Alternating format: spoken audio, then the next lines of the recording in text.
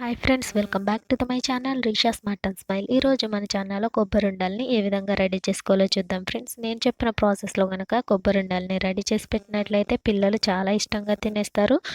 ఇంకా మనం ఇందులో ఎటువంటి నెయ్యి కూడా వాడడం లేదు ఫ్రెండ్స్. నెయ్యి వాడకుండా ఎలా రెడీ చేసుకోవచ్చు అనేది ఆలోచిస్తున్నారా? మరి ఇంకెందుకు ఆలస్యం, వీడియోలోకి వెళ్ళిపోదాం. ముందుగా స్టవ్ ఆన్ చేసి స్టవ్ పైన ప్యాన్ పెట్టేసుకుని చూపిస్తున్న గ్లాస్తో ఒక హాఫ్ గ్లాస్ వరకు వాటర్ని యాడ్ చేసేసుకుందాం.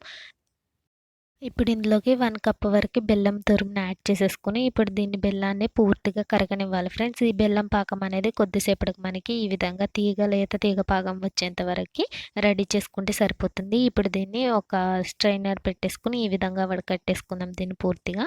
ఇప్పుడు అదే ప్యాన్ని మళ్ళీ స్టవ్ పైన పెట్టేసుకుందాం ఫ్రెండ్స్. క్లీన్ చేసుకుని కొంచెం ఈ బెల్లం పాకం అందులో వేసేసుకుని 1 టీ స్పూన్ వరకు ఇలాచి పౌడర్ వేసుకుని ఇప్పుడు ఇందులో తురిమిన కొబ్బరి తురుముని వేసేసుకుందాం ఫ్రెండ్స్ పూర్తిగా. దీన్ని ఒక 10 మినిట్స్ పాటు ఈ విధంగా లో ఫ్లేమ్ పెట్టేసుకుని మనము సిమ్లో పెట్టేసుకుని దీన్ని స్లోగా ఈ విధంగా మిక్స్ చేసుకుంటూ కుక్ చేసుకున్నట్లయితే ఒక 10 మినిట్స్ తర్వాత మనకి కలర్ చేంజ్ అయ్యి చూడండి, కలర్ అనేది మనకి ఈ విధంగా వచ్చేస్తుంది ఫ్రెండ్స్. ఇప్పుడు దీన్ని కొంచెం తీసుకుని మనము ఈ విధంగా రౌండ్ ఉండ కింద చేసినట్లయితే మనకి ఎక్కడ విడిపోకుండా ఈ విధంగా ఉండ కింద అవుతుందంటే మనకి రెడీ అయిపోయినట్లే.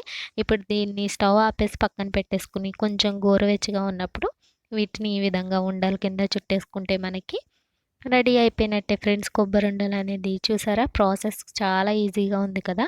మరి ఇంకెందుకు ఆలస్యం, మీరు కూడా ఇదే ప్రాసెస్ని ఫాలో అయిపోండి. నేను చెప్పినట్లు కనుక చేసినట్లయితే పర్ఫెక్ట్గా ఈ విధంగా రెడీ చేసేసుకోవచ్చు. టేస్ట్ అయితే సూపర్గా ఉంటుంది ఫ్రెండ్స్. ఇంకొకటి ఏంటంటే మనం ఇందులో ఎటువంటి బెల్లం కొబ్బరి ఇంకా వాటర్ తప్ప ఎటువంటి ఆయిల్ కానీ అండ్ నెయ్యి కానీ ఏమీ యూస్ చేయలేదు ఫ్రెండ్స్. పిల్లలకి మనము హ్యాపీగా పెట్టేయచ్చు అనమాట. వీటిని హెల్తీగా కూడా ఉంటుంది.